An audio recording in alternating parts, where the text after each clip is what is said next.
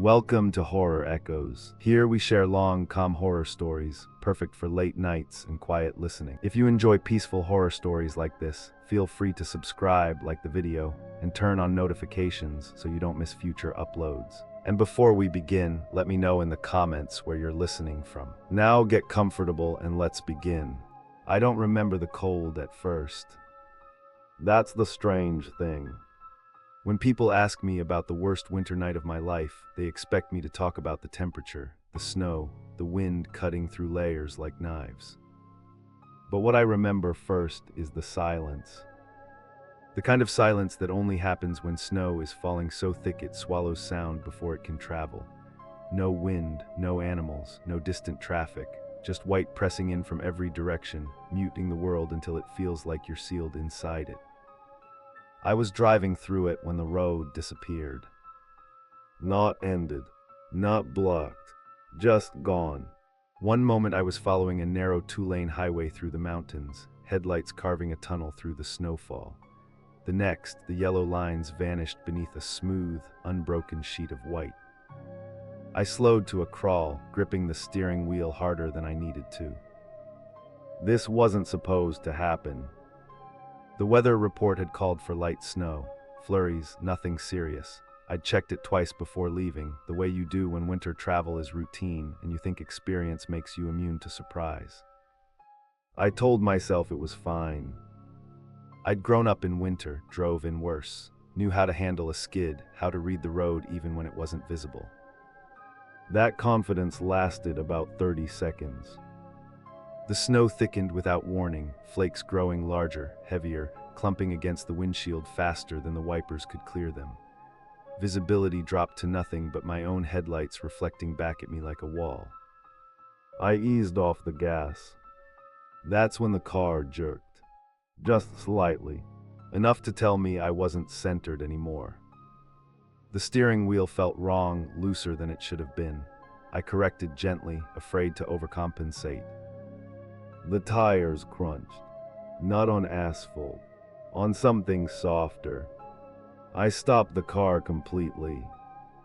The engine idled, the sound strangely loud in the enclosed quiet. Snow continued to fall, erasing the tracks I'd just made. I stepped out into the cold. It hit me then. Not sharp, not biting, just heavy, like the air itself had weight. Snow brushed against my face and melted instantly, leaving my skin damp. I looked around. No road, no shoulder, no markers.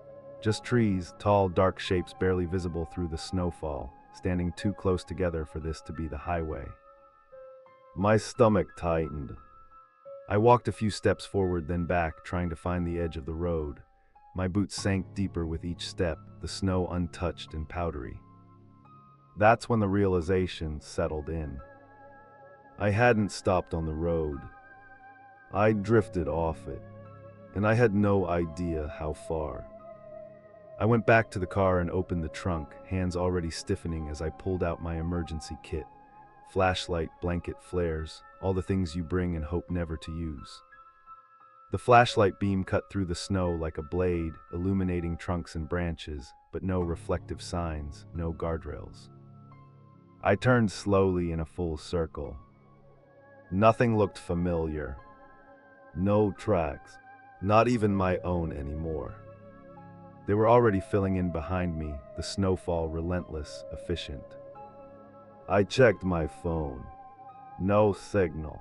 Battery at 60%. I told myself that was enough. Enough to wait it out, enough to call for help once the storm passed. I got back in the car, shut the door, and cranked the heat higher than usual. The engine hummed steadily, comforting in its normalcy. I sat there for a long time, watching the snow, listening to the engine, telling myself stories to stay calm. That's when I noticed something I hadn't before. The snow wasn't falling evenly. Ahead of the car, it moved straight down, thick and constant. But off to the right, it drifted sideways. Not because of wind, because something was interrupting it. I leaned forward, squinting through the windshield. The flashlight beam couldn't reach that far, but I could see a darker shape between the trees. Vertical, still too narrow to be a trunk. I turned the engine off. The silence rushed back in, immediate and complete. For a moment, I thought I'd imagined it. Then the shape moved, just enough to tell me it wasn't part of the forest. I reached for the flashlight again, my fingers clumsy now, nerves making simple movements feel foreign. The beam cut through the snow. The shape was gone, but the snow there was disturbed, compressed, like something had been standing in it for a long time. I stayed in the car after that. Didn't turn the engine back on. Didn't open the door. I told myself it was an animal, a deer, maybe an elk, something spooked by the storm. But animals don't stand still like that. And they don't wait. I wish I could tell you I did the smart thing next. I wish I could tell you I stayed calm, conserved battery, kept the engine running in intervals like the safety manuals recommend. I wish I could tell you I treated it like a normal winter emergency. But the truth is, the moment I saw that shape in the snow, my brain stopped thinking in procedures. It started thinking in instinct, and instinct said one thing: don't be trapped in a car if something is outside it. That's how people die in winter, by leaving shelter. Everyone knows that. It's the first rule you're taught. Stay with your vehicle. It's visible. It has supplies. It's your biggest piece of shelter. I knew it, and still I broke it. Not all at once, not dramatically, just in small justifications. I told myself I was only going to check the road again, only going to find the shoulder, only going to get my bearings. I turned the engine back on, just enough to warm the cab, then killed it again. The heat lingered in the air for a minute before fading. I could feel the cold creeping back like water rising. I stared at the trees through the windshield. The disturbed snow on the right had already filled in. The forest looked normal again. That almost made it worse, because the storm wasn't normal. It was getting heavier, thicker, like the snowfall wasn't weather anymore, but a curtain being pulled shut. I checked the time. It had only been 40 minutes since I drifted off the road. It felt like hours. I cracked the driver's door open just slightly, enough to listen. Nothing. No wind. No animals. No distant plow. Just the soft, constant hiss of snow landing on metal. I stepped out with the flashlight and kept one hand on the door the entire time, like a lifeline. My boots sank immediately, and the cold hit harder now, sharper, like it had found an opening. I scanned left first. Tree trunks, snow-laden branches, white ground with no texture. Then right, nothing. I took 2 steps away from the car, then 3, forcing myself not to wander. The beam of the flashlight bounced off the snow and made everything look closer than it was, flatter than it should have been. That's when I saw it again. Not a figure this time. A line. A thin indentation in the snow leading away from the trees and stopping in the open. Like something had been dragged. Or like something had moved without lifting its feet. The line ended about 15 feet from my car. Right there in the open, the snow looked different, slightly smoother, slightly depressed. As if someone had stood there and then stepped away, leaving behind just enough evidence to be noticed. My throat went dry.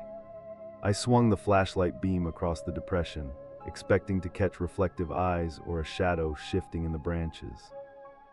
Nothing. I forced myself to breathe evenly.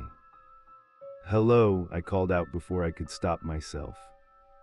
The sound felt wrong the second it left my mouth. It didn't carry the way it should. It sounded like it was absorbed, swallowed by the snowfall. No echo, no bounce, just dead space. I waited, listening for something, anything. A branch snap, A step, a breath. Instead, the silence changed. Not broken, challenged. A subtle pressure like the air had lined closer. Then a sound came from behind me. Not loud, not close, but distinct. A single crunch. I spun. The car stood there, half-buried, headlights off, shape softened by snow. The area behind it was a blank white field leading into trees. No footprints, no tracks, but I knew what I'd heard. I backed toward the open door, keeping the flashlight pointed outward, and slid into the driver's seat without taking my eyes off the forest. I shut the door and locked it so hard the mechanism clicked twice. My hands were shaking. I sat there breathing fast, watching the windshield fog slightly at the edges. Then my phone buzzed. A notification. No signal bars, but the phone lit up anyway. The message was unsent, drafted, half-written, like my phone had tried to send something and failed. Only one word appeared in the draft box. Stub. I stared at it until my eyes watered. I hadn't typed it. My fingers hadn't even been near the screen. I swiped it away. The phone buzzed again. Another draft. Turn off the light. My pulse hammered. I turned the flashlight off instantly, as if obeying would protect me. The cab fell into dim darkness, only the faint glow of the dashboard lighting the interior. I held my breath and listened. The snow hissed against the roof. The silence pressed in. Then the phone buzzed again. Don't look outside. I didn't. I stared straight ahead, eyes locked on the steering wheel, on the dark shape of the dashboard, on anything but the windows. My mind scrambled for rational explanations. Glitch. Cold affecting the touchscreen. Signal interference. But the drafts were too specific. Too timely. Like someone was watching me and feeding me instructions.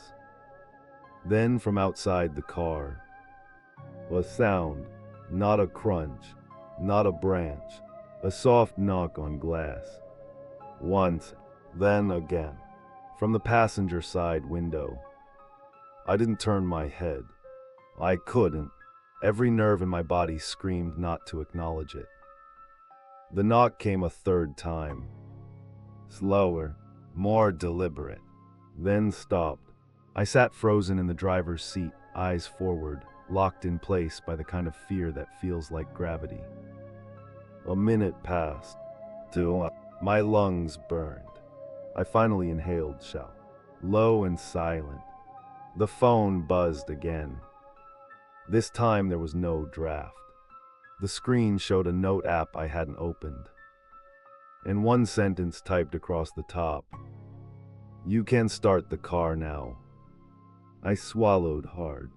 My hand moved to the ignition before my brain agreed. The engine turned over.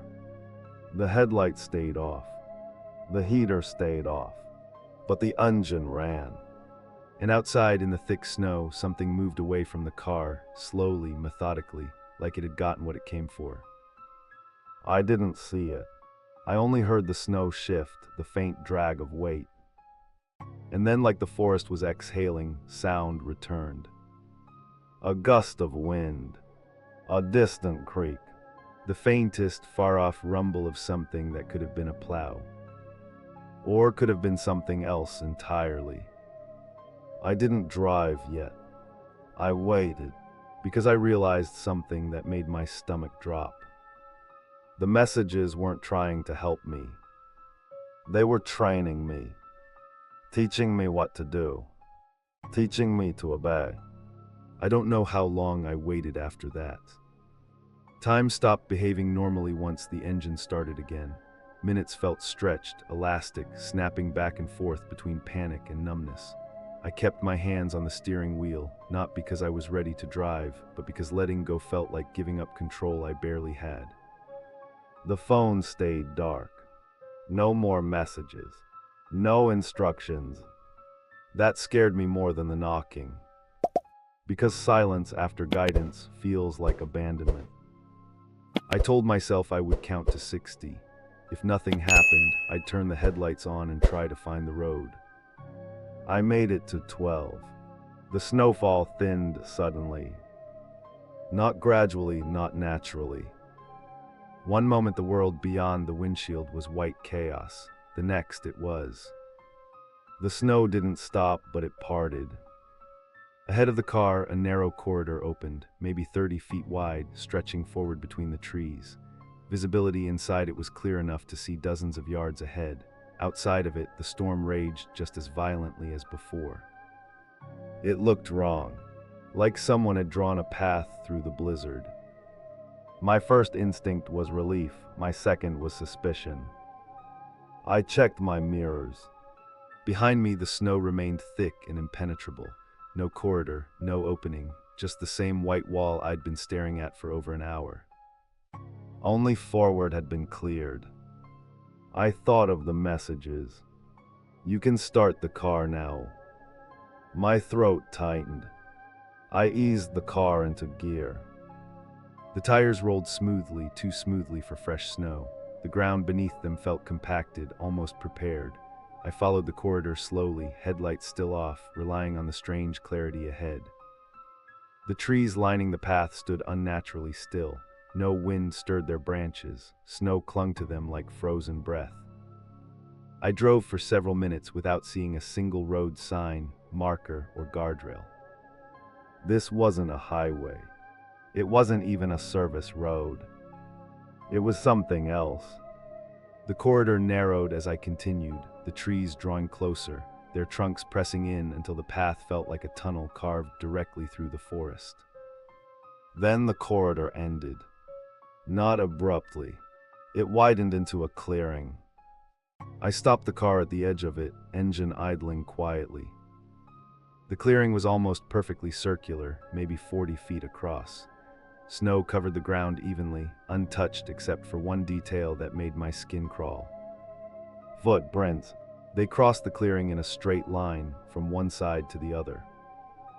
Deep, evenly spaced. Human. I stared at them, heart pounding. They were too clean. No wandering. No hesitation. Just a direct line through the middle of the clearing, as if someone had known exactly where they were going. I opened the car door slowly, the cold rushing back in, sharper now, biting through my jacket. The silence here was different. Not muted. Intentional. I stepped out and walked toward the footprints, each step crunching loudly in the stillness. They weren't fresh. Snow had begun to settle into them, softening the edges, but they weren't old either. Minutes, maybe an hour. I crouched and held the flashlight close. The soles were wrong. Too smooth. No tread pattern I recognized, no heel impression, just a flat, shallow curve, like something wearing shoes that had never been used outside before. I followed the line back toward the edge of the clearing.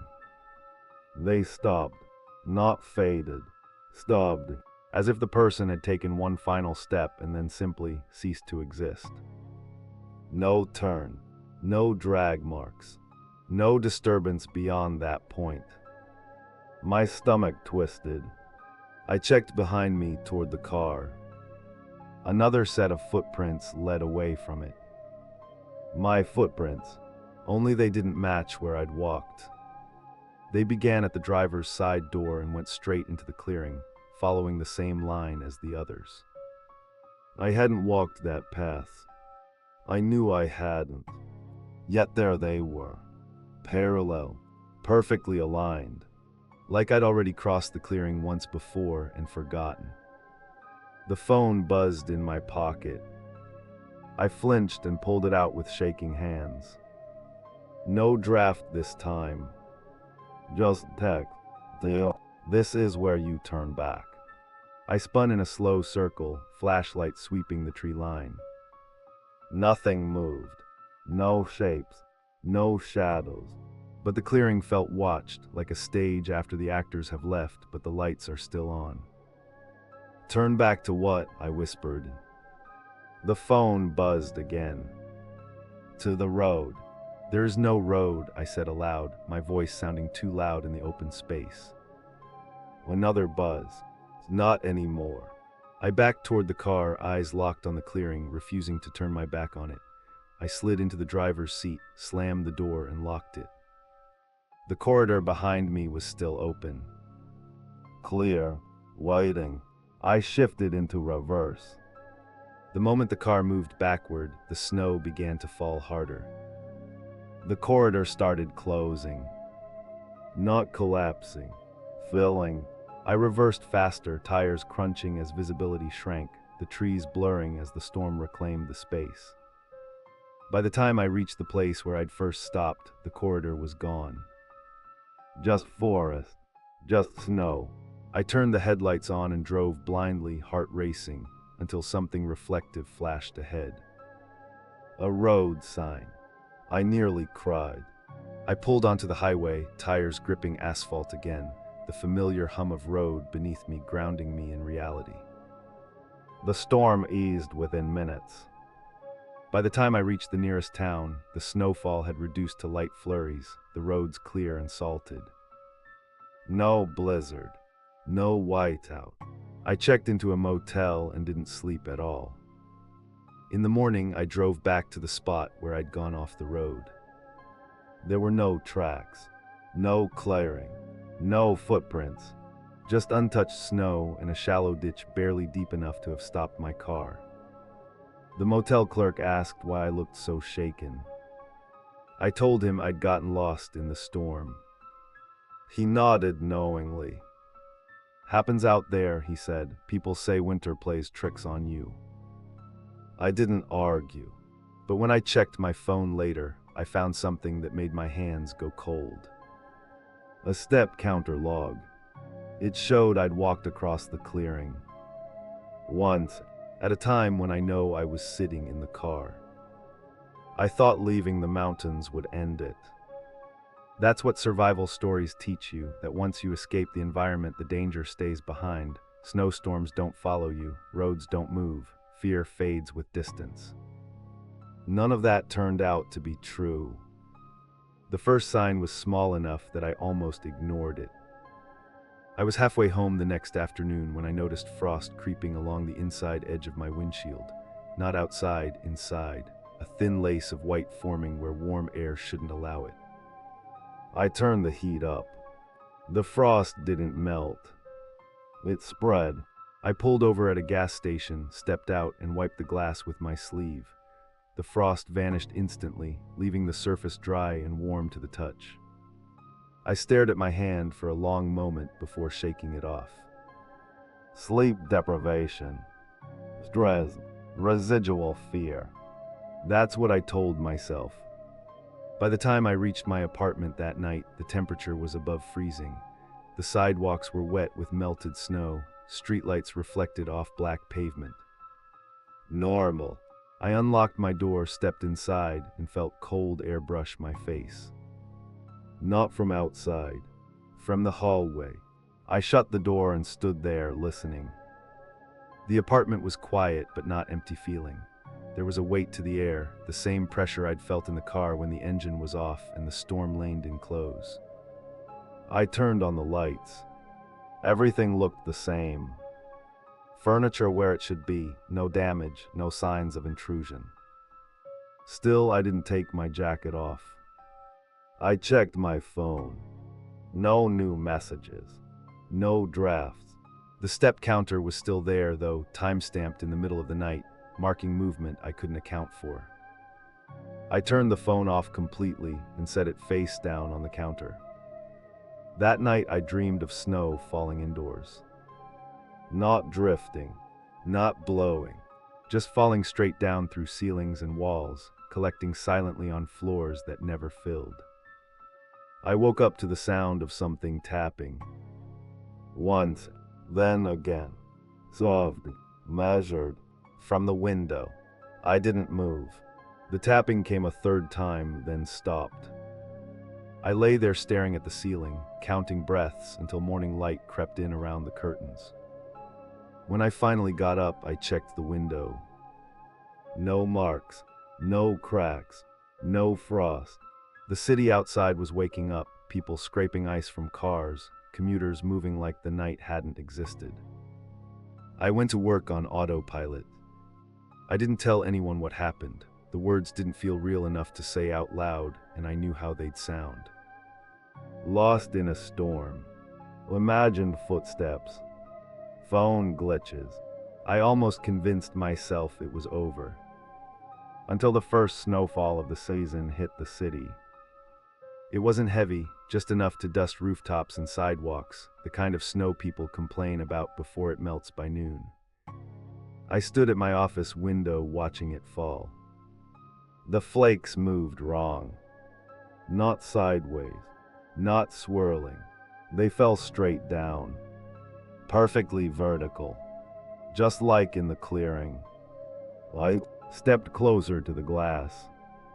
The snowfall stopped in a narrow band directly in front of my window, forming a clean rectangle of clear air while the rest of the city continued to fade behind white. People walked through it without noticing. Cars passed beneath it, roofs vanishing into snow while the space in front of me stayed empty. I backed away slowly. My phone buzzed in my pocket. I didn't take it out right away. When I finally did, the screen was already on. No message, just a notification bar. Step count updated. The number increased by 1. I hadn't moved. I turned the phone off again and left the office early, heart pounding the entire walk home. That night, the temperature inside my apartment dropped. The thermostat read normal. The air felt wrong. I could see my breath in the bathroom mirror. A thin layer of frost had formed along the baseboards. I stood in the center of the room, shaking, listening to the hum of the building around me. Then I heard it. Not knocking. Footsteps. Slow. Careful. Moving through snow that shouldn't have been there. From the hallway outside my apartment door. They stopped directly in front of it. I held my breath. The footsteps didn't retreat. They stayed, waiting. My phone buzzed. I looked. One final message appeared on the screen. You made it home. Below it, another line typed itself. Next time, don't leave the path. The footsteps moved away. I sank to the floor, chest tight, lungs burning. The next morning, the frost was gone. The apartment was warm. No snow, no footprints.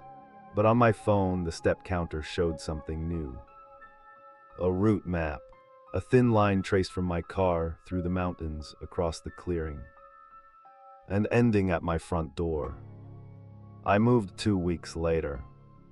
Different city, different climate. But every winter when the first snow falls, I check my phone before I go to sleep. Because sometimes, just before midnight, the step count increases by 1. And I don't remember walking anywhere. Story 2. The night the highway froze, it didn't happen all at once. There was no sudden crash, no massive pileup you see on the news. Just a gradual slowing, a tightening of traffic, headlights bleeding into one long red vein stretching into the darkness. I was driving back from visiting family, cutting through a stretch of highway that ran between open fields and dense tree lines. The kind of road that feels exposed even in daylight. At night, in winter, it feels like you're traveling through something that doesn't want you there.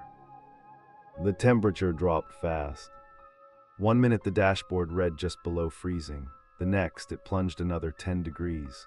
Black ice warnings flashed briefly on the radio, then the signal cut out completely. Cars began pulling onto the shoulder. Others slowed to a crawl. I followed suit, easing my car to a stop behind a line of vehicles already stalled. Ahead of us, brake lights glowed dimly through mist that hung low over the asphalt. I shut the engine off to save fuel and stepped outside. The cold hit immediately, sharp, biting, the kind that seizes your breath mid-inhale. Wind swept across the open fields, carrying fine snow that stung exposed skin. A man from the car ahead of me leaned out his window. "Accident up there," he said. "They're closing the road." "How long?" someone else called from farther up the line. He shrugged. "They don't know." More people got out of their cars, drawn by the shared uncertainty. A small cluster formed near the shoulder, 5, maybe 6 of us, stamping our feet, breathing clouds into the air. We looked like survivors already. Someone suggested we keep engines running in turns to stay warm. Someone else said to stay inside vehicles as much as possible. Everyone had advice. No one had a plan. The highway stretched endlessly in both directions, empty beyond the stalled line. Snow continued to fall, light but persistent, softening edges and swallowing sound. After about an hour, it was clear help wasn't coming anytime soon. Cell service was spotty at best. Calls dropped mid-ring, messages failed to send. The radio returned nothing but static. That's when we heard the first scream. It came from somewhere up ahead, brief, sharp, and cut off too quickly to be an accident. We all froze. "Probably someone slipped," the man said quickly. "Ice." No one responded. We waited. Nothing else followed, no shouting, no movement, just the wind and the quiet hum of idling engines. People drifted back toward their cars after that. I stayed outside a moment longer, scanning the dark road ahead, trying to see past the curve where the accident supposedly was. I couldn't see anything, but I felt it. A pressure. The same heavy stillness I'd felt in the mountains weeks earlier. I got back in my car and locked the doors. Time passed strangely after that. Engines cycled on and off, people stepped out briefly, then retreated. The cold intensified, creeping into bones despite layers. At some point, headlights appeared in the distance, relay. F surged until we realized they weren't approaching. They were stationary. A single vehicle sat sideways across the road far ahead, its lights on but unmoving. No emergency vehicles. No flares. Just that car, facing us. I watched it for a long time, waiting for someone to get out. No one did. Another scream cut through the night. Closer this time. From somewhere between the cars. I twisted in my seat, heart pounding, scanning mirrors, windows, shadows. Nothing moved. The scream echoed briefly, then died. A woman opened her door 2 cars up and called out, "Is anyone hurt?" Her voice sounded small, swallowed by the dark. No answer. I didn't sleep. None of us did. By the time morning came, the snow had stopped. The cold remained, deeper now, settled in. Plows finally arrived just after dawn, lights flashing as they cleared a path through the stalled line of vehicles. We were told to leave immediately. Not to ask questions. As I pulled away, I glanced at the spot where the sideways car had been. It was gone. So was one of the vehicles that had been parked ahead of me. Later that day, the news reported the highway closure as a minor weather incident. No fatalities, no missing persons. But when I checked my phone, I noticed something I couldn't explain. A voice memo, recorded at 3:12 a.m. I didn't remember recording anything. I played it. At first, there was only wind. Then faintly a scream. I'm beneath it. My own voice whispering. Stay in the car. I didn't listen to the voice memo again. I should have. But there are some sounds you only let into your head once. By the time I got home that afternoon, exhaustion hit like a delayed injury. My body had been running on adrenaline and cold for hours, and when it finally stopped, everything crashed at once. I slept with the lights on, phone face down, shoes still by the bed like I might need to run. When I woke up, it was dark again. For a few seconds, I didn't know where I was. My brain was still on the highway, still waiting for another scream to tear through the night. Then my phone buzzed. A group message. I didn't recognize the number at first, but the name attached to it made my chest tighten. Highway Night Group. Someone had created it and added 5 numbers. Mine included. The first message was already there. Did everyone make it home? Another came in almost immediately. This is the guy in the gray SUV. I just wanted to check. I stared at the screen for a long time before typing back. I did, you. Replies trickled in. Yes, home. Still shaken, but okay. 5 responses. 6 of us had been standing together earlier that night. 1 number didn't reply. No one mentioned it at first. Then someone typed what we were all thinking.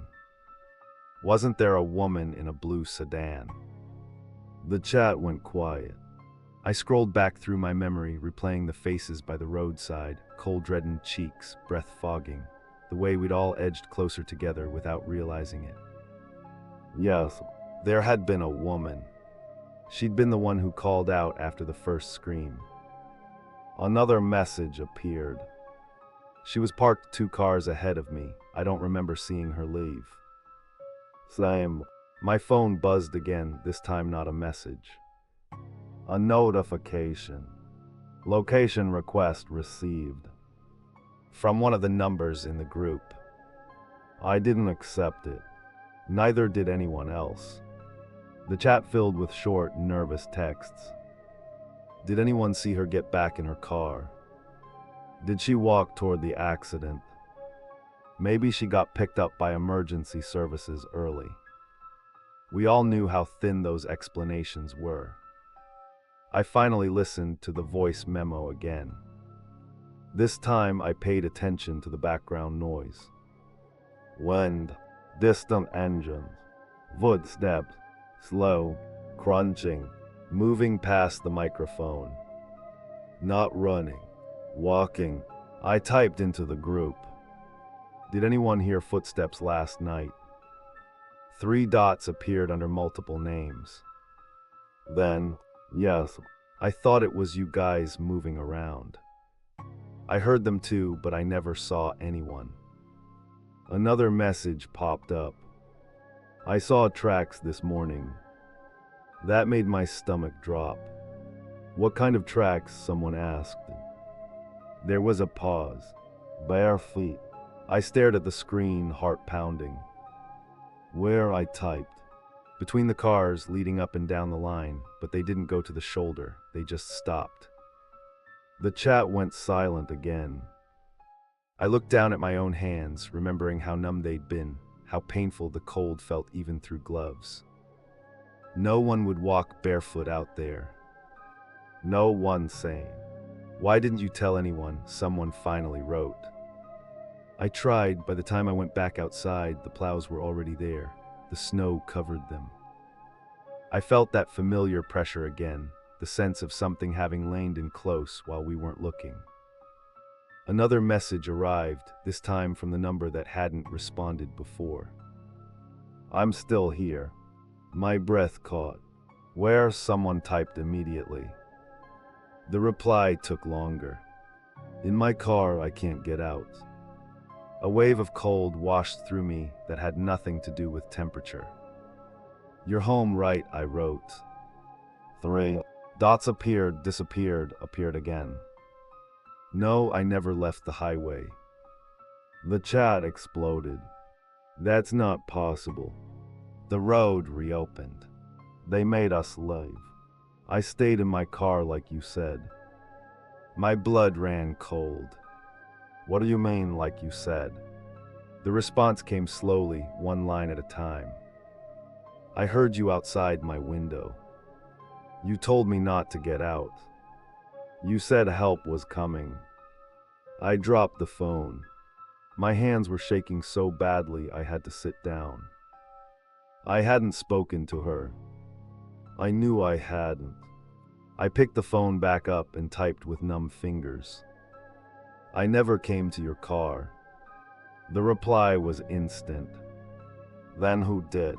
Before anyone could answer, her number left the group. The chat refreshed. 6 members again. But one name was gone. I tried calling. Straight to voicemail. The message was short, recorded over the sound of wind. I can hear footsteps again. Then silence. The next morning I checked the news obsessively. Nothing. No reports of missing drivers, no bodies found, no unexplained incidents on the highway. Just a short update saying all stranded motorists had been assisted. I don't drive that stretch of road anymore. I avoid winter travel whenever I can. But sometimes, late at night, when traffic slows and headlights stretch out ahead of me, I feel the urge to pull over. Just stop. So wait. And I wonder how many people are still sitting in their cars somewhere out there, listening to footsteps in the snow, waiting for help that already passed them by. Straw 3. The cabin was supposed to be the safest place I'd ever stay. That's what everyone told me. It sat miles away from the nearest town, tucked into a stretch of forest that barely saw visitors even in summer. In winter, the road in was considered optional, maintained only when weather allowed. Most years, that meant you planned to be snowed in. I thought I was prepared. I had supplies for a month: food, fuel, water, batteries, a generator, satellite phone, even a backup radio, the kind you only use if everything else fails. I told myself isolation was the point. After the highway incident, I wanted quiet, I wanted distance, I wanted a place where nothing unexpected could reach me. The first week went exactly as planned. Snow fell steadily, layering the trees and roof in white. The silence was deep but comforting, like being wrapped in insulation. I kept the wood stove going, read books by lantern light, and slept better than I had in months. The second week, the snow got heavier. Not storm-heavy, constant. Day and night, flakes fell without pause, building drifts that climbed the cabin walls. The world beyond the windows faded into a white blur, trees reduced to vague shadows. Still, nothing felt wrong. Until I noticed the footprints. They appeared one morning just outside the front door. One set, barely visible beneath fresh snow, but unmistakably there, indentations leading from the tree line straight to the cabin. They stopped at the door. No prints leading away. I stood there for a long time, staring through the glass, breath fogging the window. Animals, I told myself. Deer sometimes stand close to structures for shelter, coyotes circle, snow distorts tracks. But these weren't paw prints. They were human. Boots, large, heavy. I opened the door just enough to look down. The prints were deeper than they should have been, as if whoever made them had stood there for a while. Waiting. I didn't go outside. I closed the door, locked it, and checked the rest of the cabin. Windows secured. Back entrance clear. Generator shed untouched. The satellite phone worked. No incoming messages. No alerts. I told myself it was nothing. Snow hides mistakes, but it also creates them. That night the wind picked up. It howled through the trees, pushing snow against the cabin in soft, rhythmic impacts. The sound blended with the crackle of the fire, almost soothing. Almost. Just after midnight, I heard a knock. Not loud, not forceful. 3 slow taps on the front door. I froze. The knock came again. Same rhythm. Measured. I didn't move. Didn't breathe. I waited for a voice, a call for help, anything that would make it human. Nothing came. The knocking stopped. Minutes passed. Then I heard footsteps. Not approaching. Leaving. Crunching softly through snow that had fallen all day. I moved to the window and lifted the curtain just enough to peer out. The porch was empty. No tracks. Not even the ones I'd seen that morning. The snow was smooth and untouched, as if nothing had ever been there. I didn't sleep after that. The next day, the radio crackled to life without warning. Static at first, then a voice cutting through, faint, distorted. "Is anyone out there?" I rushed to the radio, heart pounding. "Yes," I said, "I'm here." Silent. Then the voice again. "You shouldn't have answered." The radio went dead. I stared at it, every hair on my arms standing on end. I hadn't given my location. Hadn't turned the radio on.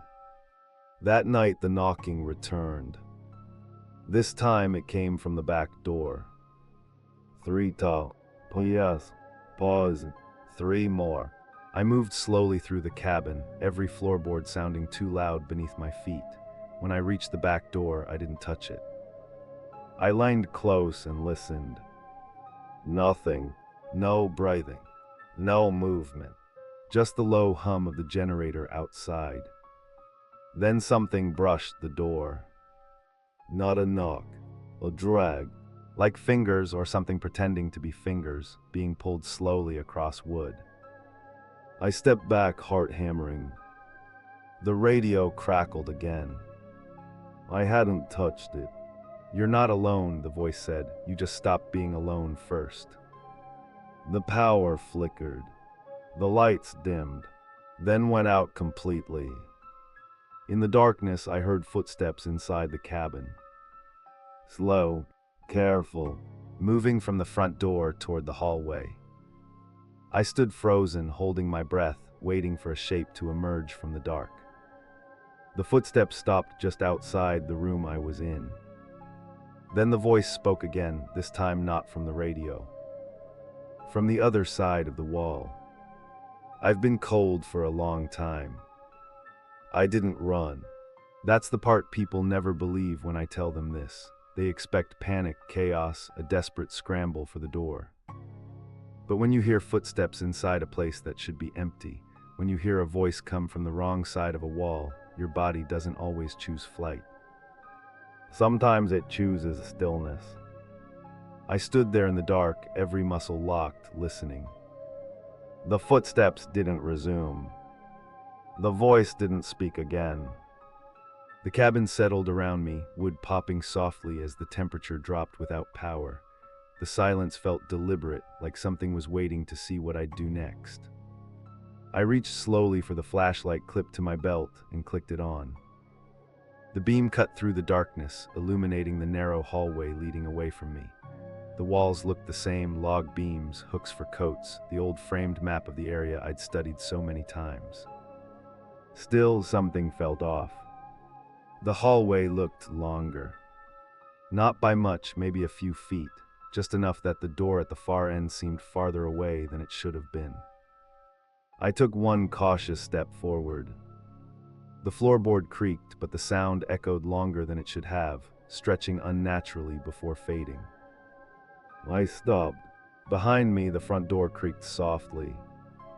Not opening, settling, like weight shifting against it. I turned slowly, flashlight shaking slightly in my hand. The door was closed, locked, unchanged. No shadows moved across it. No handle turned. But the cold near it was deeper, heavier, like standing near an open freezer. I backed away from the door and moved toward the radio on the kitchen counter. It sat there silently, dark, as if it hadn't spoken to me at all. I didn't touch it. I'd learned that lesson already. Instead, I grabbed the satellite phone and held it close to my chest, fingers numb as I powered it on. The screen lit up. Signal acquired. Relief surged brief and sharp before the screen flickered. A message appeared. MISSED call yesterday 02:14 a.m. My breath caught. Yesterday at that time I'd been asleep. Or thought I had. I scrolled. Another missed call. 2 days ago 02:11 a.m. Then another. Every night. Same time. I hadn't heard it ring. I hadn't woken up. Something had been calling me while I slept. I lowered the phone slowly, the flashlight beam drifting across the floor. That's when I saw the footprints. Inside the cabin. They led from the front door down the hallway, stopping just short of the room where I stood. They weren't wet. They weren't muddy. They were impressions pressed into a thin layer of frost that coated the floorboards. Bare feet, large, toes slightly splayed as if whoever made them hadn't worn shoes in a long time. My stomach turned. I hadn't noticed the frost before. But now that I saw it, it was everywhere, along the baseboards, creeping up chair legs, dusting the edge of the table. The cold wasn't just inside the cabin. It was originating there. The radio crackled softly. I flinched. I told you not to answer, the voice said gently. It wasn't angry. It sounded tired. I whispered. I didn't call you. That's not how it works, the voice replied. You stayed. The footprints shifted, not moving forward, turning, as if the thing that made them had changed its stance. I was here first, the voice continued, but you remembered the place better than I did. The flashlight beam shook as I traced the prints back toward the door. They overlapped with older marks, faint, almost erased by time. Footprints buried beneath frost. Layered, years old. I recognized the spacing. The stride, a sick realization crept in. I'd been here before. Not recently. Long ago. As a child. A family trip I barely remembered, snowbound, stranded, rescued after days when the storm finally passed. I'd always thought that memory ended with help arriving. But now I saw what it really was. I'd left something behind. The voice spoke again, closer now. You walked out, it said. I didn't. The footsteps advanced, and said one slow step. The frost thickened, breath crystallizing in the beam of my flashlight. I kept the place warm, the voice went on. I waited, winters passed. Another step. I only needed you to come back. The hallway seemed longer now, stretching as if the cabin itself were trying to keep us apart or pull us together. I backed toward the bedroom door, pulse roaring in my ears. You can stay, the voice offered. You already know how. I shook my head, even though I wasn't sure it could see me. No, I said, I'm leaving. The voice sighed.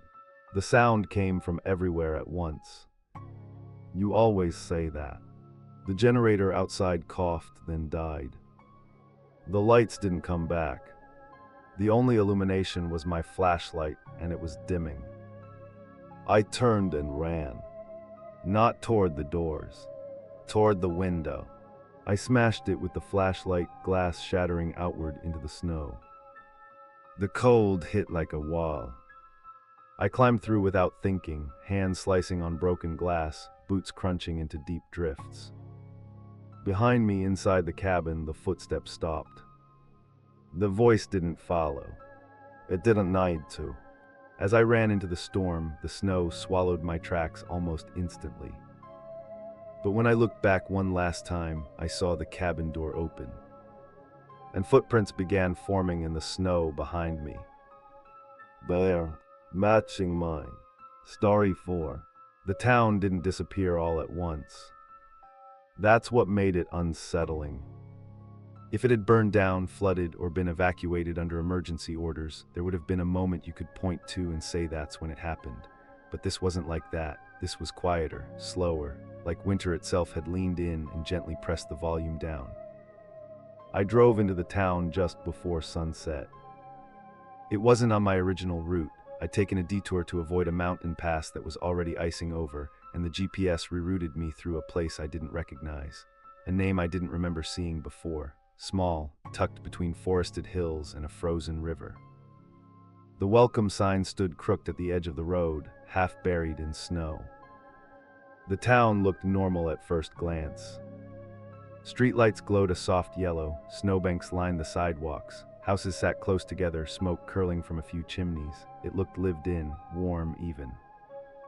But there were no cars moving. No people on the street. I slowed as I passed through the main road, scanning storefronts and windows. Lights were on inside most of them.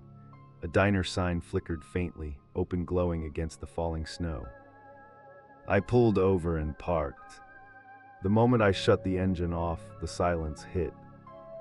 Not the peaceful quiet of a snowy evening, but something flatter, like sound had nowhere to go. I stepped out of the car. My boots crunched loudly on the snow-covered pavement. The sound echoed too much for a place this small. I walked toward the diner. Through the window I could see tables set, chairs pushed in neatly. A pot sat on the counter behind the bar. The coffee inside it looked dark and still. I pushed the door open. The bell above it rang once. The sound lingered longer than it should have. "Hello," I called. No answer. The diner smelled warm coffee, grease, something faintly sweet, but it felt abandoned. No coats on hooks, no dishes half finished. Everything looked paused, not left. I walked back outside, heart beating faster now.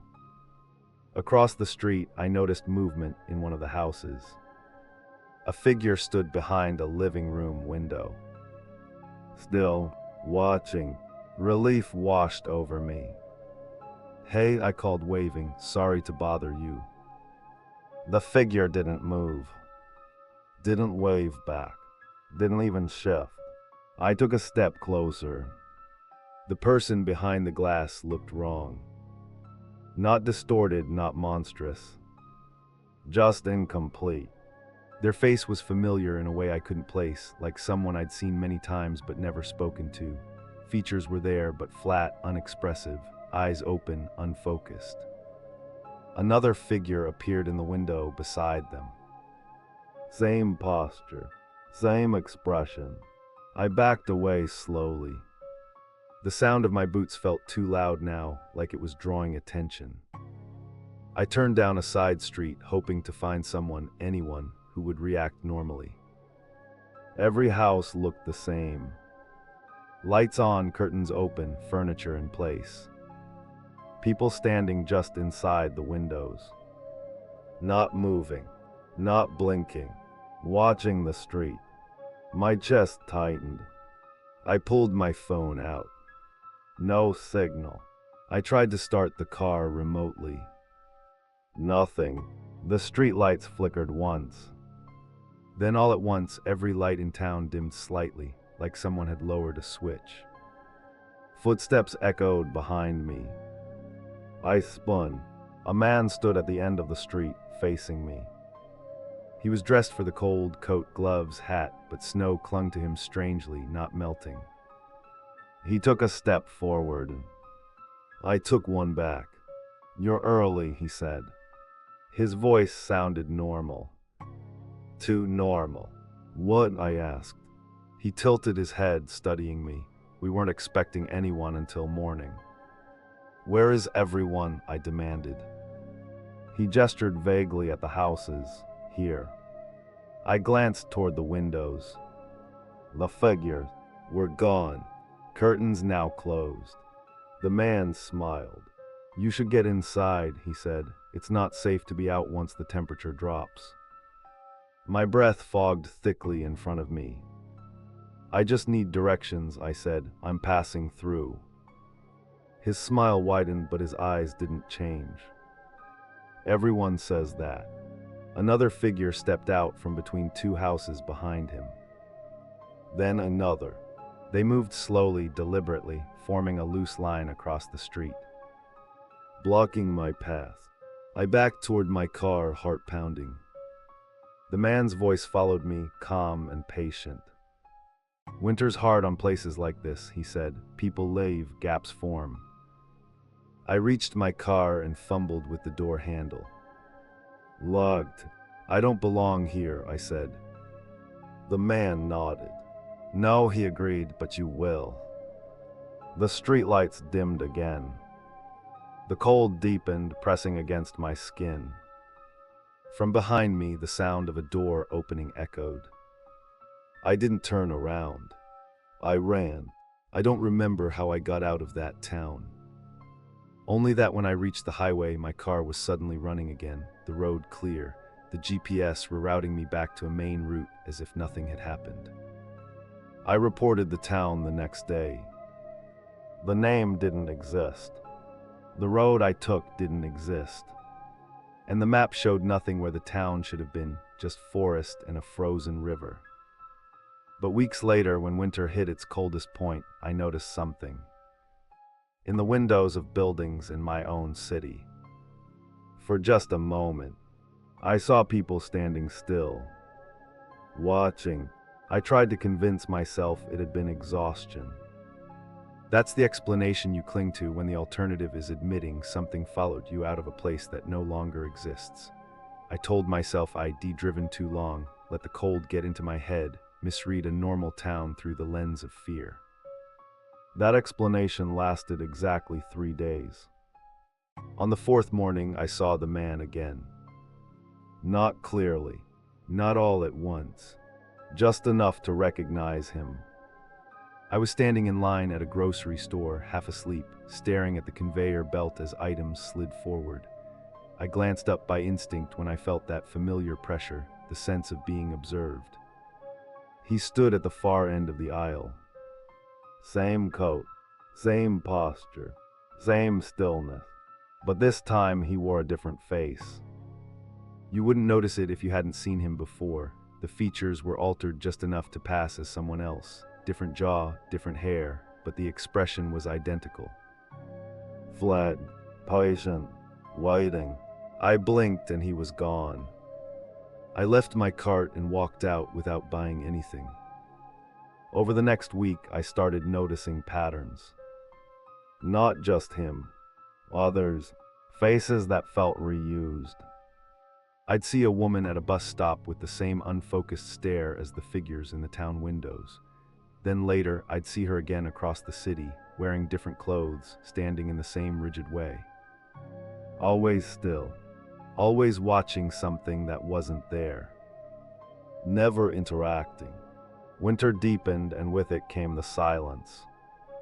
Not literal silence, cities never go quiet, but something underneath the noise. A thinning of randomness, people moved less, lingering felt discouraged, spaces emptied faster after sunset.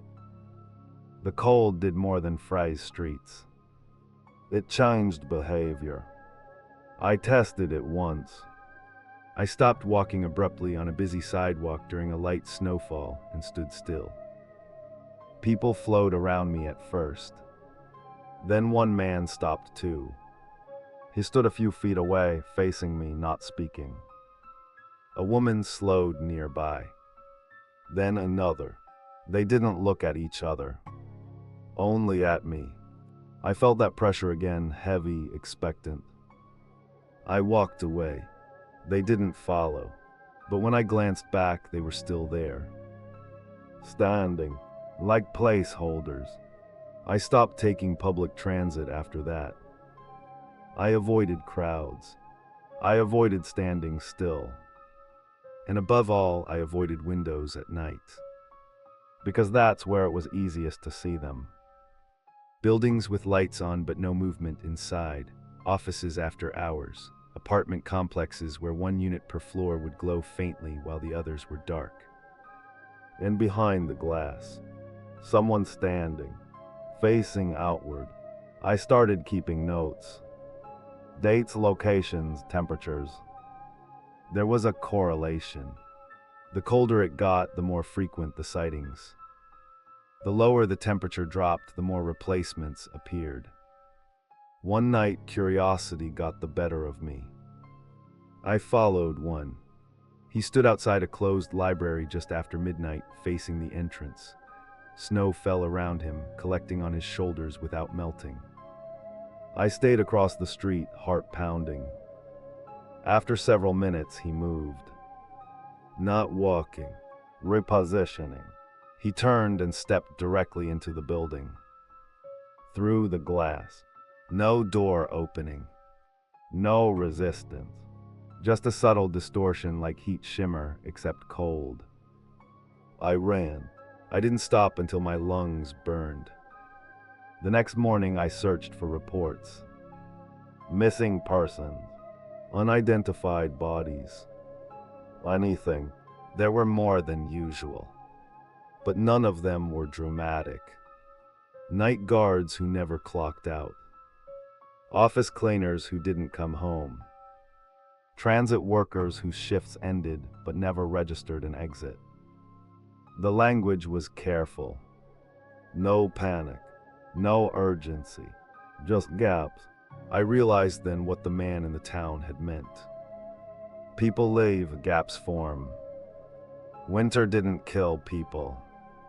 It replaced them. I got a message on my phone that night. No number, no notification sound. Just text on a blank screen. You've been seen. My hands went numb. I didn't reply. Another message followed. You stopped moving. I thought of the sidewalk, the people who'd stopped with me, the way the pressure had built. I understood the rule too late. Standing still was a signal. Acknowledging the cold, slowing for it, yielding to it, made you visible. The message screen cleared. One final line appeared. Next time, don't. That night, as I lay awake listening to snow fall outside my window, I noticed something worse than the watchers. My reflection, in the darkened glass, standing a little too straight, not blinking, facing outward. Story 5. Whiteout storms don't arrive like normal weather. They don't build slowly, they don't give you time to adjust. One moment you can see the horizon. The next, the world folds in on itself until distance stops meaning anything at all. That's when people go missing. Not dramatically, not screaming. They just step a few feet too far in the wrong direction and are erased. I learned that during the winter when the search teams started coming back incomplete. I was volunteering with a local emergency response group, nothing official, just trained civilians who helped with searches when storms stranded hikers, drivers, or entire families. It was the kind of work that made you feel useful, especially after everything else I'd seen. The first disappearance happened during a routine call.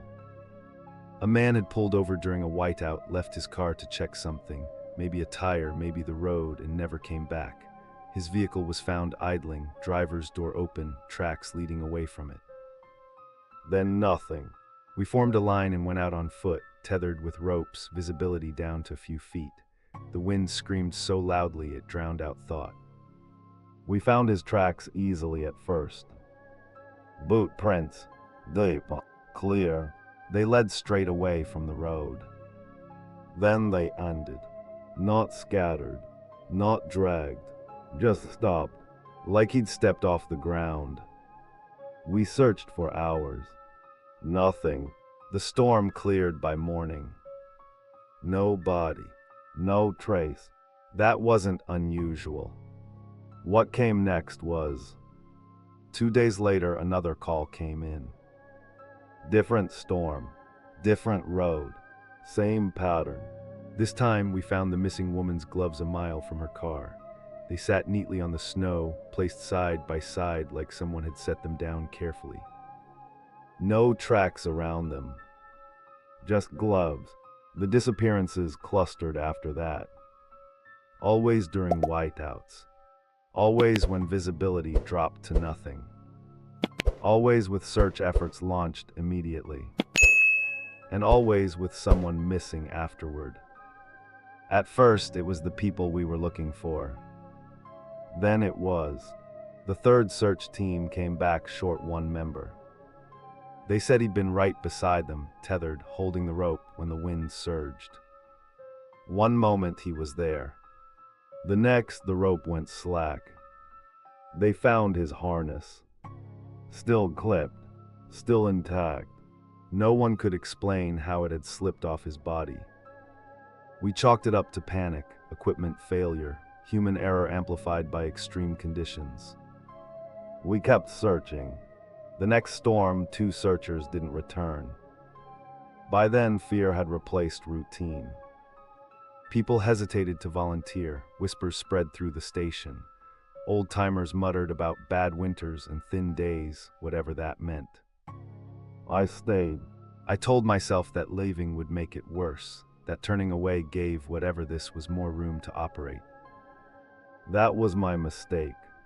During the fifth whiteout, I was assigned to a small team tasked with checking a stretch of forest near a frozen ravine.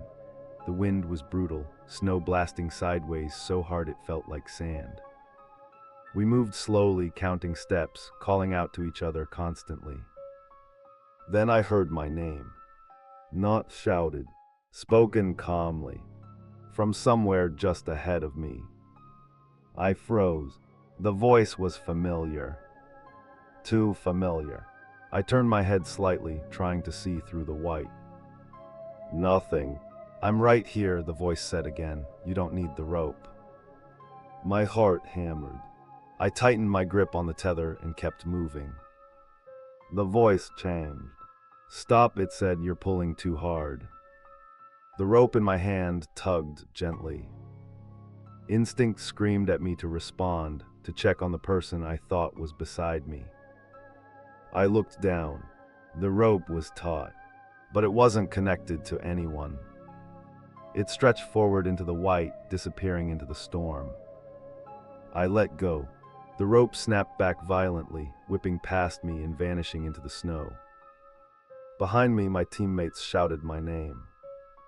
I ran toward their voices, lungs burning, vision narrowing until shapes finally emerged. They pulled me back into formation, shouting questions I couldn't answer. When we returned, they counted heads twice. Everyone was there. Relief was short-lived. The next morning, a call came in. A hiker had been found alive. The same man we'd searched for during the first whiteout. He was standing by the roadside, unharmed, confused, asking where everyone had gone. When asked where he'd been, he gave a simple answer. Walking, he said. It cleared up. He couldn't explain why days had passed. He couldn't explain the cold. He couldn't explain why his footprints didn't exist. But he did say one thing that made the room go quiet. There were others with me, he said. They just didn't come back. The search teams disbanded after that winter. Officially due to safety concerns. Unofficially because too many people came back changed. And because sometimes, after a storm, someone would be found standing alone in the snow, alive, unharmed, wearing gear that belonged to someone else. The man they found by the roadside wasn't the problem. It was what came after him. At first, everyone focused on the miracle, someone surviving days in a whiteout without food, shelter, or frostbite. Local news called it remarkable. Officials praised the resilience of the human body. But the people who'd been on the searches didn't celebrate. We watched, because the man didn't behave like someone who'd been lost. He wasn't weak. He wasn't disoriented. He wasn't even cold. He sat wrapped in a blanket, hands steady, eyes alert, too alert, like someone who'd slept well. When asked where he'd gone, he shrugged. When asked what he'd eaten, he said he wasn't hungry. When asked how he'd stayed warm, he paused for just a second too long. It wasn't that cold, he said finally. That answer spread unease through the room. It had been the coldest night of the season. The next whiteout brought another return. A woman pulled from a drift miles from where she'd vanished. Same condition, same calm, same lack of memory. They couldn't explain where they'd been. But they all described the same thing when pressed. A sense of company. I wasn't alone, the woman said. I don't know who they were, but they knew where to go. She smiled when she said it. That smile didn't reach her eyes. The third return wasn't from a missing civilian. It was one of ours. A search volunteer who hadn't come back during a storm 3 weeks earlier. We'd assumed the worst, held a memorial, packed up his gear. Then one morning, he walked into the station. Same clothes he'd worn the night he vanished, clean, dry. He looked around like he'd just stepped out for coffee. "Why does everyone look like that?" he asked. We surrounded him, voices overlapping. "Where were you? How did you survive? Do you remember anything?" He frowned, confused. "I never left," he said. "We finished the search and went home." The room went quiet. He insisted it was the same night, same storm, same timeline. When we showed him the date, his face fell. He didn't argue. He just adjusted, as if accepting a correction. Over the next few days, subtle things became obvious. The returned people didn't shiver. They didn't react normally to cold. Some wore jackets open in freezing temperatures. Others stood outside without gloves, hands pale but unbothered. More troubling was how they moved. Deliberate, measured. They rarely wasted motion. And when snow fell, they had a tendency to stop walking altogether. Just stand, facing outward, watching nothing. We started comparing notes quietly, away from official channels. Patterns emerged. Everyone who returned had gone missing during whiteouts. Everyone described hearing voices guiding them. Everyone believed they'd been helped. But no two descriptions of the helpers matched. Age, gender, clothing. The only commonality was behavior. The helpers always walked ahead. They never looked back, and they never answered questions. One night I tested it.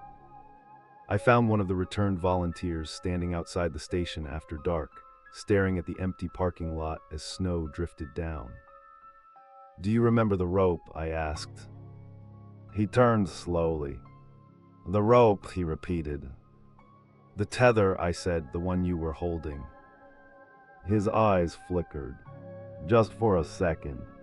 "I let it go," he said softly. "It was pulling too hard." That sent a chill through me deeper than the cold ever could. "How did you know?" I asked. He smiled faintly. "You told me." I backed away. After that, I kept my distance. But winter closed in fast, and there were fewer people to rely on. During the next storm, authorities made a decision. No more searches during whiteouts. If someone disappeared, they waited until the storm cleared. It was safer and quieter. People still went missing, but fewer came back.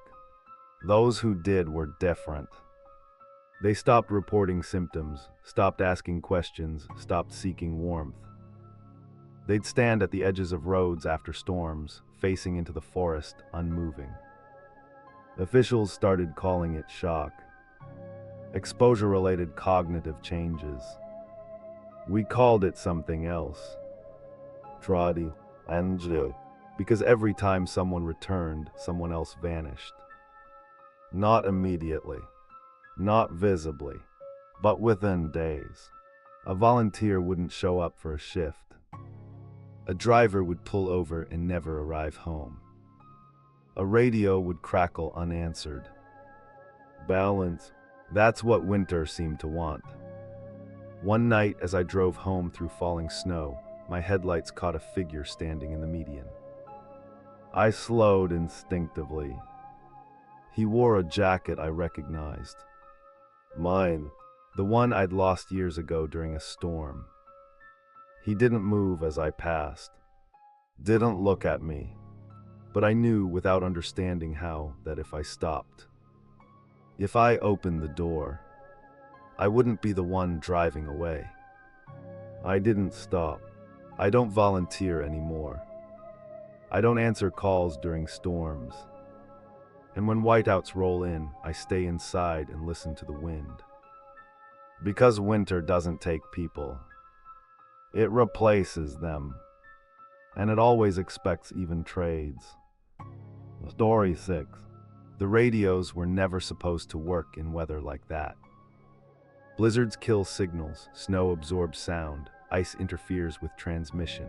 Every emergency manual agrees on that. When the wind howls hard enough and the snow comes down thick enough, radios become paperweights. That's why what happened during that winter shouldn't have been possible. I was working night shifts at a regional emergency dispatch center, not a glamorous job, but one that keeps you connected to places most people never think about. Rural highways, mountain passes, isolated communities that vanish off maps once the snow sets in. The storm had been building all day.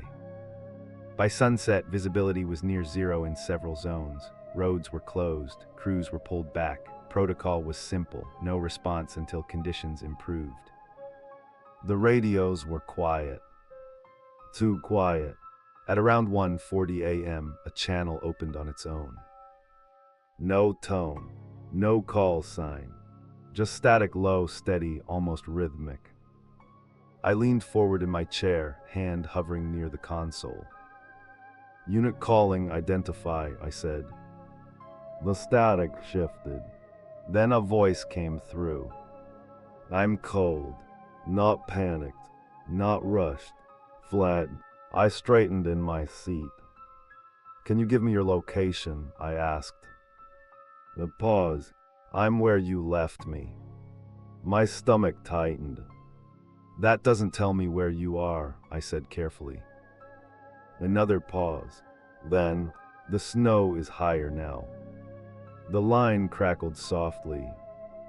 I checked the channel ID. It wasn't assigned to any active unit. In fact, it hadn't been used in years. I muted the channel and flagged a supervisor. Before he could respond, the channel reopened. "I don't think I can stand much longer," the voice said. Something about it felt wrong. Not the words, the delivery. There was no strain in it, no tremor from cold, no desperation. "Just reporting." "Who is this?" I asked. "You know," the voice replied, "you talked to me before." I hadn't. At least I didn't remember. But my chest tightened anyway. "Please identify," I said. Static washed over the line. Then another voice came through. "Different. Closer." I hear him too. My blood ran cold. The second voice wasn't coming from the radio. It came from the far side of the dispatch room. I turned. No one stood there. But a radio on an empty desk flickered to life. Its channel matched mine. The storm intensified outside, wind rattling the building, snow hammering the windows. "Help is coming," I said automatically, the words falling out of training more than intent. The voice on the radio paused. "That's what you said last time," it replied. I stared at the console. The log updated. A unit ID populated the channel. One I recognized. A call sign retired years ago after a crew went missing during a blizzard in the northern pass. No bodies were ever found. The voice continued. "I stayed where you told me," it said. "I didn't move." I swallowed hard. "You did the right thing," I said. The line went quiet. For a moment I thought it was over. Then another channel opened. Then another. All at once, radios across the room crackled to life, overlapping voices bleeding together through the static. I'm still waiting. The snow won't stop. I can see the road, but it won't let me reach it. You said to stay put. Every voice calm. Every voice familiar. Call signs filled the screen, units lost over decades, names crossed off rosters, people declared dead or missing. The room felt smaller with every transmission. One of the radios toppled off a desk without being touched. Another's volume dial turned on its own. "Do not respond," the supervisor barked, entering the room. "Kill all channels." We tried. The switches didn't respond. The voices continued. Then one channel cleared, cutting through the others. "My channel. "You're warmer than I am," the voice said. I felt the cold, then sudden, invasive. The room temperature dropped fast, breath fogging in front of me. "I can hear you breathing," the voice continued. "You're not buried yet." I stood up so fast my chair tipped backward. "I'm ending this transmission," I said, forcing authority into my voice. The voice paused, then replied, "Oh, okay." The radios fell silent. The storm outside eased within minutes. By morning, the snow had stopped entirely. Road crews went out. No stranded vehicles were found, no people. Just radios, dozens of them, scattered along closed highways, mountain passes, and frozen pull-offs. All powered on, all transmitting on channels that shouldn't exist anymore. I quit 2 weeks later. But sometimes during heavy snow, my phone crackles softly in my pocket. No call, no notification, just static, and beneath it a familiar voice saying, "I stayed where you told me." Story 7. The lake was never meant to freeze that early.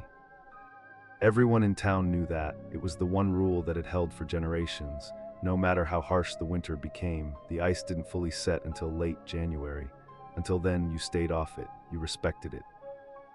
That year, December ignored the rules.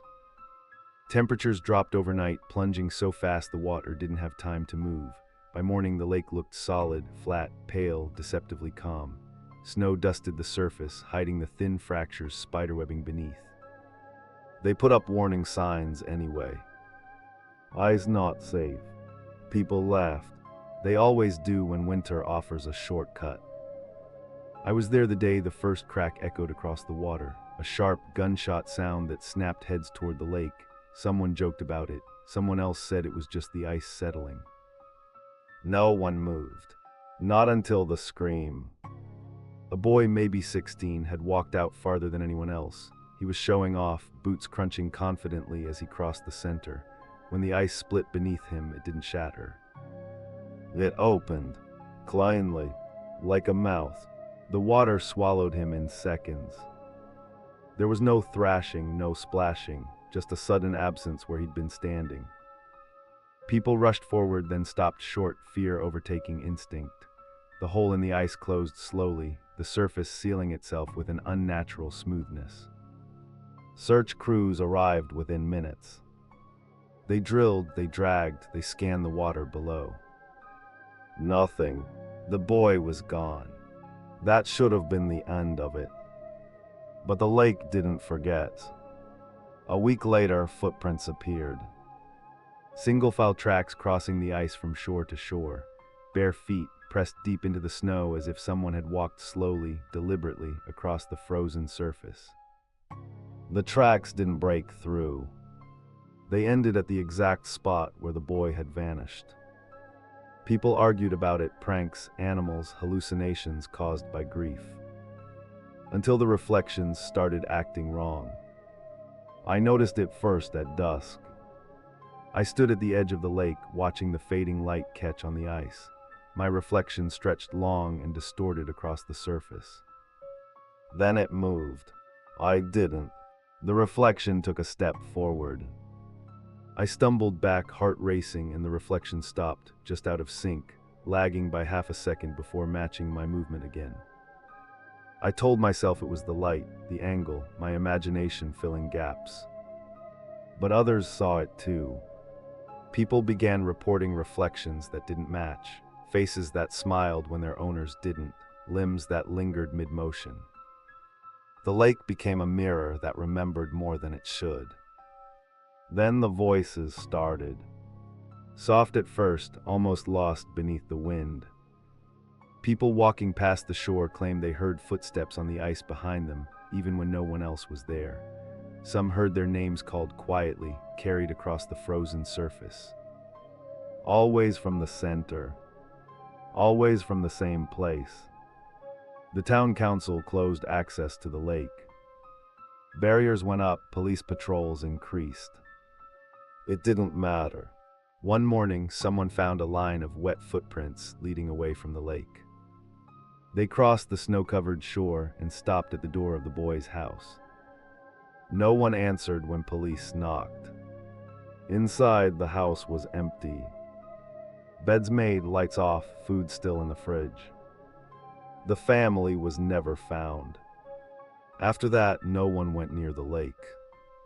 We avoided looking at it, avoided acknowledging it. But winter dragged on, colder than ever, and the ice thickened until it felt permanent. That's when the reflections began appearing without bodies. I saw one standing alone near the center of the lake late one night, a human shape pressed flat against the ice, face up, eyes open. It blinked. I ran. By spring, the lake thawed as suddenly as it had frozen. The ice broke apart in loud, violent sheets, water reclaiming the surface. Search crews went out again. They found something this time. Not bodies, boats, clothing, belongings scattered across the lakebed as if carefully placed. No remains, no bones, just evidence of people who had stood where they shouldn't have. The official explanation blamed unstable ice, cold shock, tragic accidents. But I know better. The lake didn't take them. It copied them. And every winter since, when the ice begins to form, people swear they can see shapes beneath the surface, walking slowly, leaving footprints that never break through. Waiting for the lake to freeze. Again, the first person to follow their reflection wasn't reckless. That's what everyone got wrong when the story spread later. He wasn't drunk. He wasn't showing off. He wasn't trying to test the ice. He was careful. His name was mentioned quietly in town for weeks afterward, usually followed by a shake of the head and a lowered voice. He worked maintenance for the school district, middle-aged, practical, the kind of man who double-checked locks and wore the same boots every winter because he trusted them. He noticed his reflection acting wrong and tried to prove it was. That was his mistake. It happened just after sunset, when the lake looked almost solid again, thin ice forming in wide sheets, not safe but convincing. A light snowfall dusted the surface, smoothing it into a pale mirror. He stood at the shoreline, watching himself. Others nearby later said he raised one hand slowly. His reflection raised its hand too. Then it didn't lower it. He frowned, stepped forward a pace, and stopped. The reflection stepped forward again. One step closer than he had. He called out just his own name, quiet, confused. The sound echoed strangely across the lake, flattening before it reached the center. He took another step.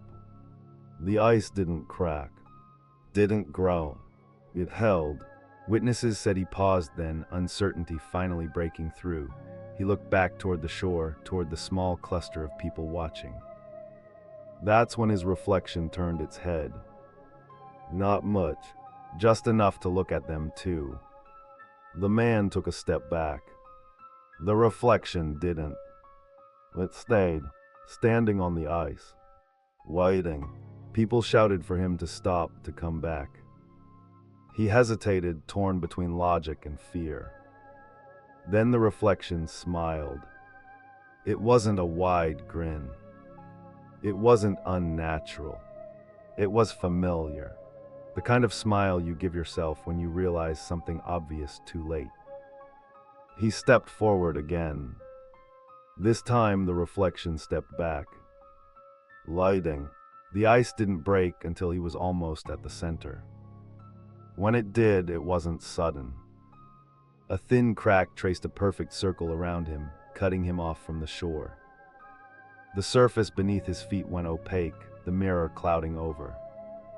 He screamed then, not because he was falling, because he was.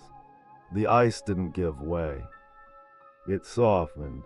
His boots sank into it like wet clay, freezing solid around his ankles. He clawed at the surface, fingers slipping on ice that refused to fracture. The reflection knelt, reached out, placed its hand against the ice directly beneath him. The water below surged upward. The man disappeared without a splash. The lake sealed itself. Perfect, smooth, silent. No search was launched. The town had learned. That winter, the lake became a place people refused to look at.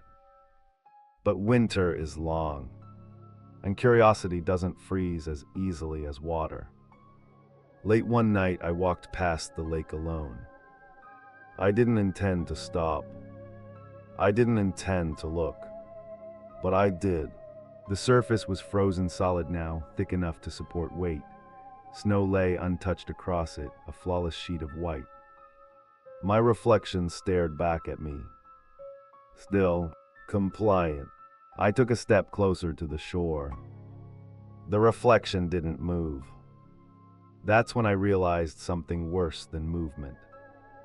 It was already closer than I was, standing where no one had stepped. I backed away slowly, eyes locked on it. The reflection backed away too, but not enough. As I turned to leave, I heard something behind me. Footsteps, soft, crunching snow.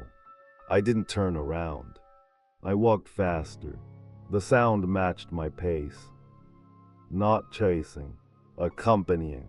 I reached the street, lights glowing reassuringly ahead. The footsteps stopped at the edge of the ice.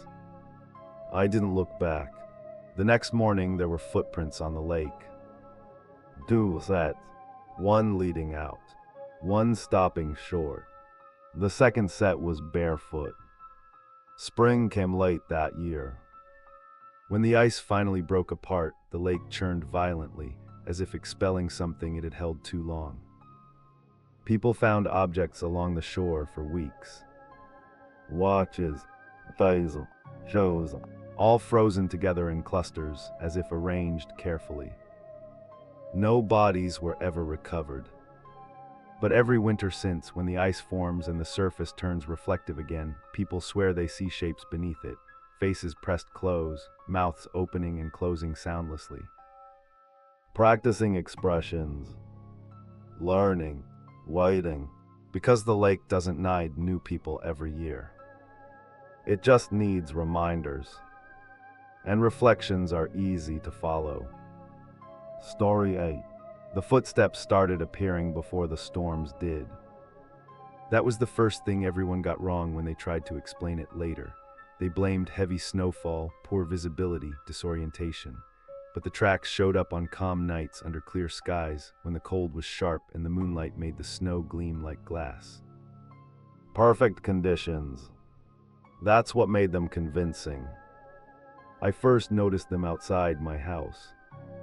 I lived on the edge of a rural neighborhood, just a few streets before the land broke into fields and forest, the kind of place WH. Air snow stayed untouched for days, and you knew every set of footprints that didn't belong. One morning, I opened my door and froze. A single line of footprints crossed my yard. They didn't come from the road. They didn't lead to my door. They simply passed through, entering from one fence line, crossing straight through the center of my yard and exiting at the opposite side. Evenly spaced, measured, human. I followed them to the fence.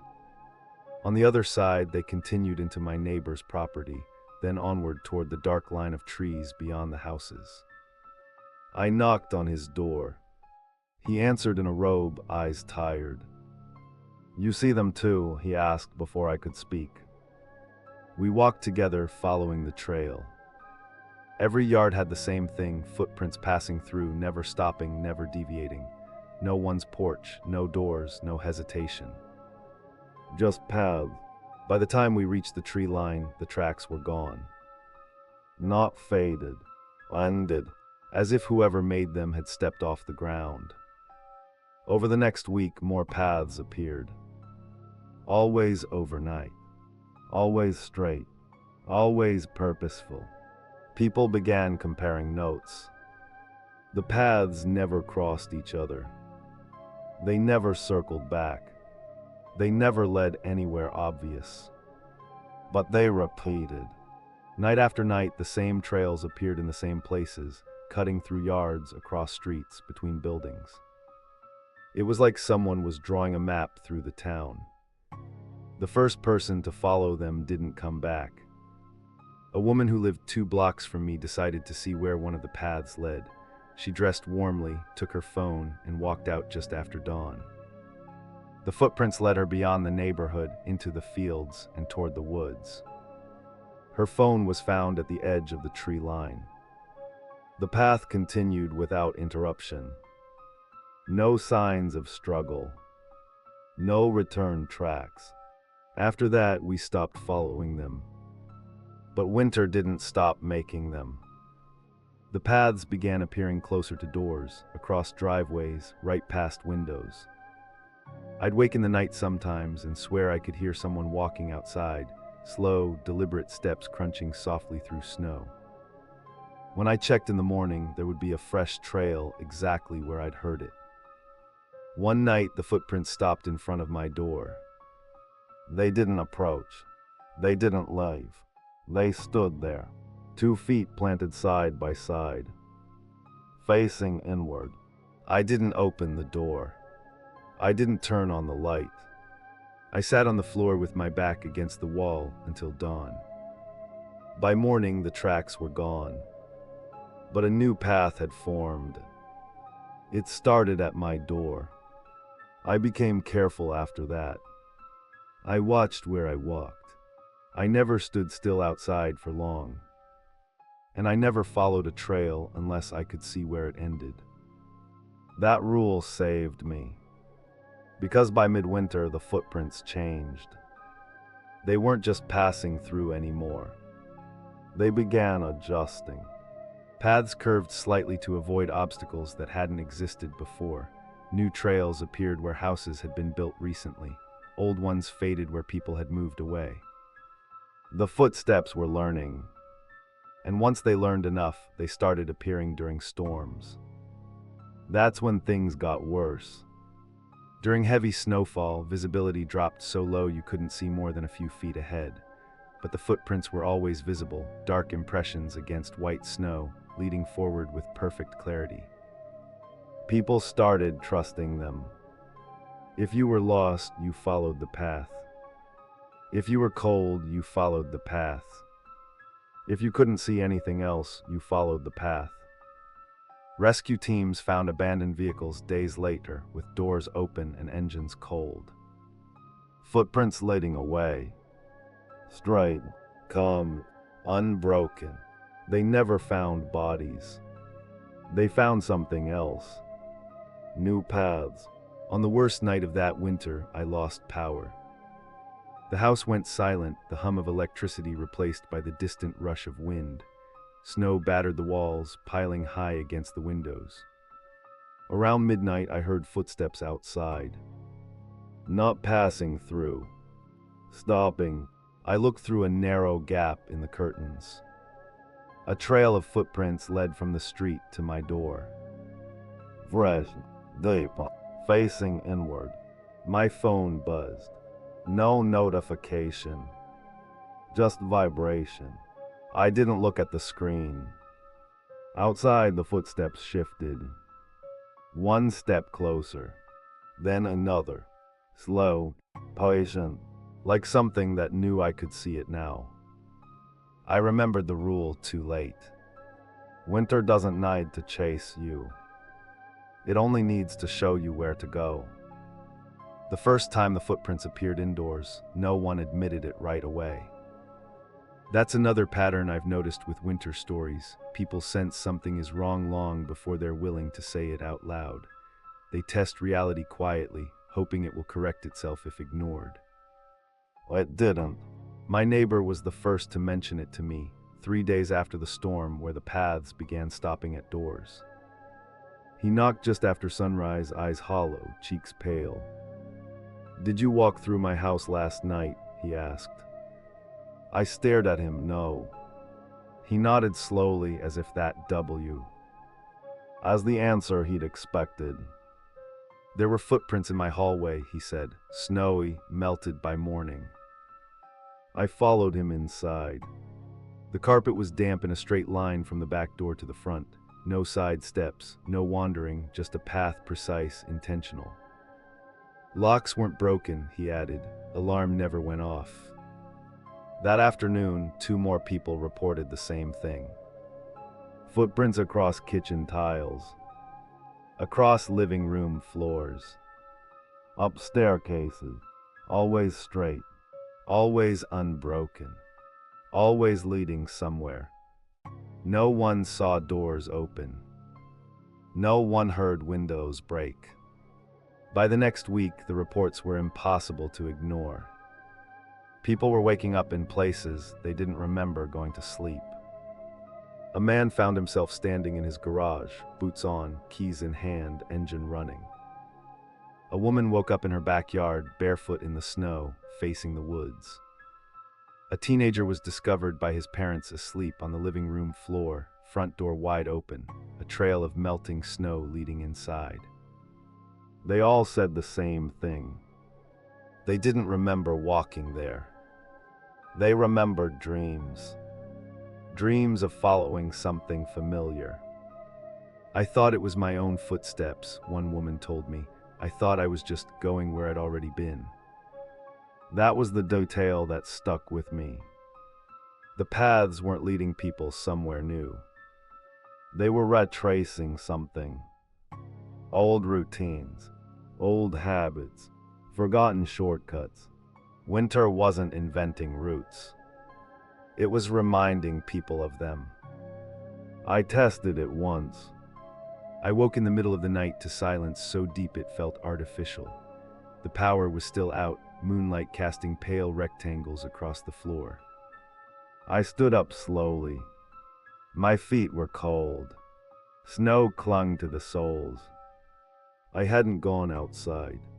I followed the damp trail across my living room, heart pounding, until it ended at the front door. The handle was cold. Wet. I didn't open it. Instead, I stepped backward, retracing the path carefully, placing my feet exactly where the impressions already were. The cold faded. The trail stopped forming. I stood there breathing hard until dawn. After that, I learned how to avoid them.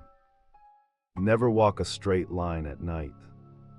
Never follow a path you don't remember making.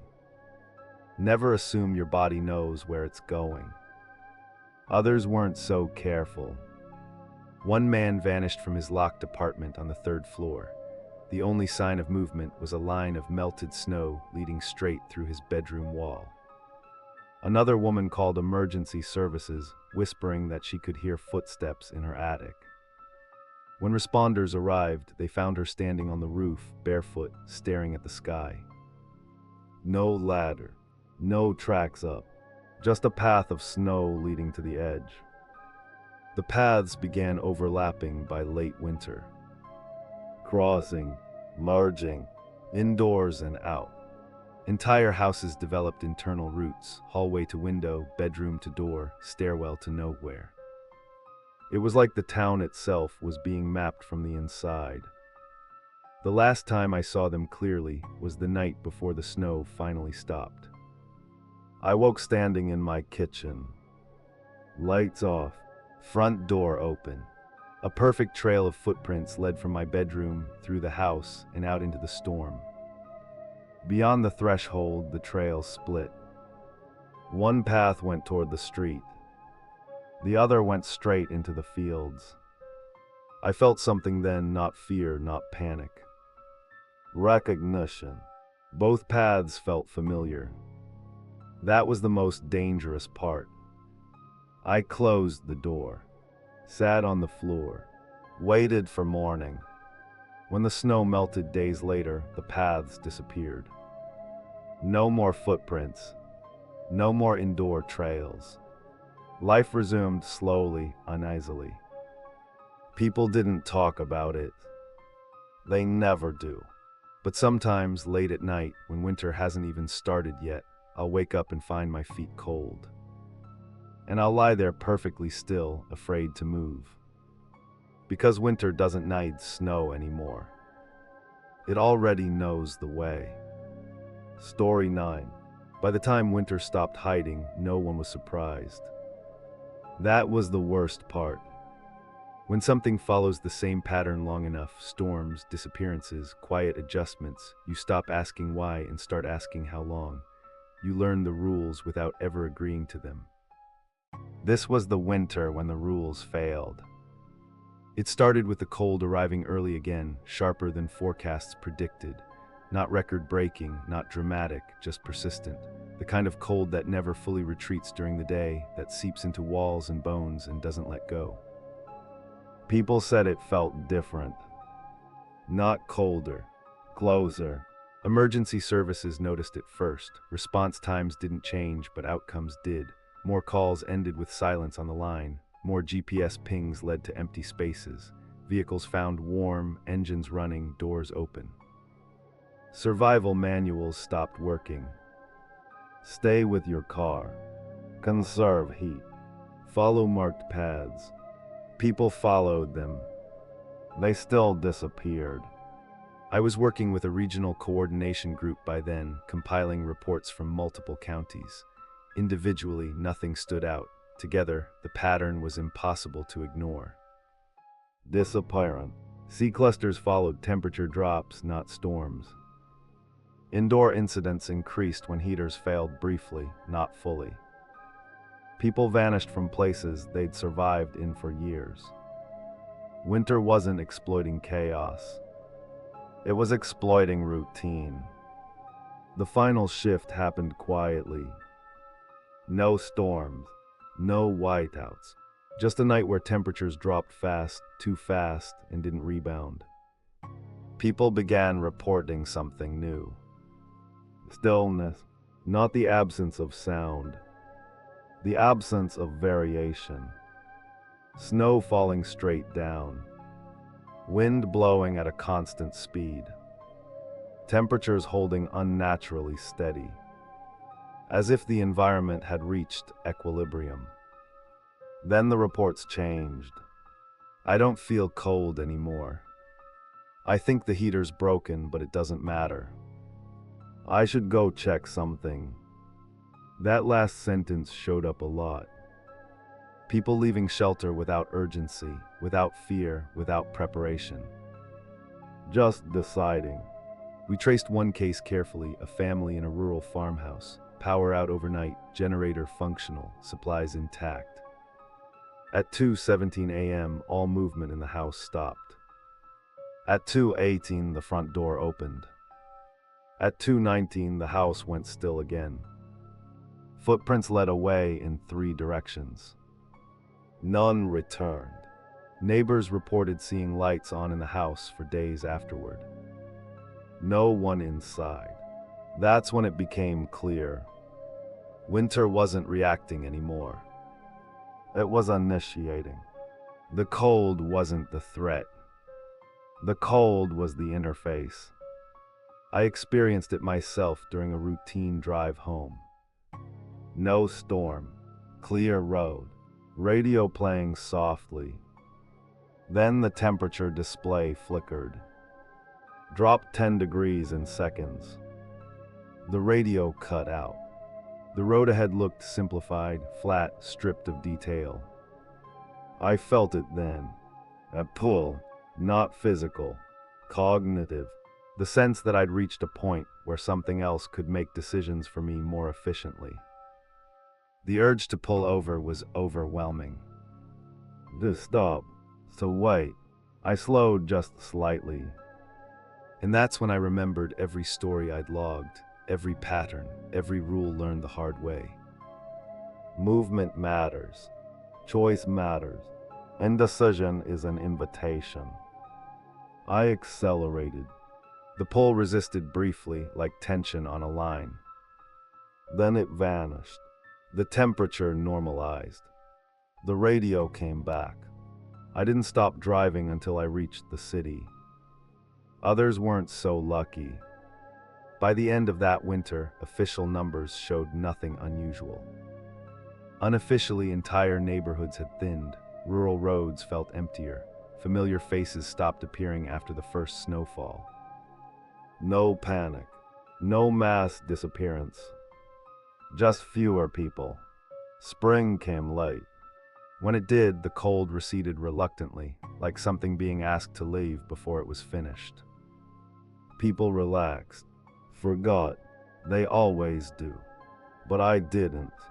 Because winter doesn't need to be extreme anymore. It doesn't need storms. It doesn't need darkness. It only needs moments when people stop moving. Stop deciding. Stop resisting the comfort of being guided. That's why some winters feel different. Why some nights feel heavier. Why sometimes standing still feels wrong in a way you can't explain. Winter isn't trying to kill you. It's waiting for you to let it decide. After that winter, no one declared anything over. There were no press conferences, no official conclusions, no acknowledgments that something had gone wrong on a scale too quiet to panic over. Life simply resumed. Roads reopened, snow melted, news cycles moved on. People returned to routines as if routines hadn't been the very thing winter learned to exploit.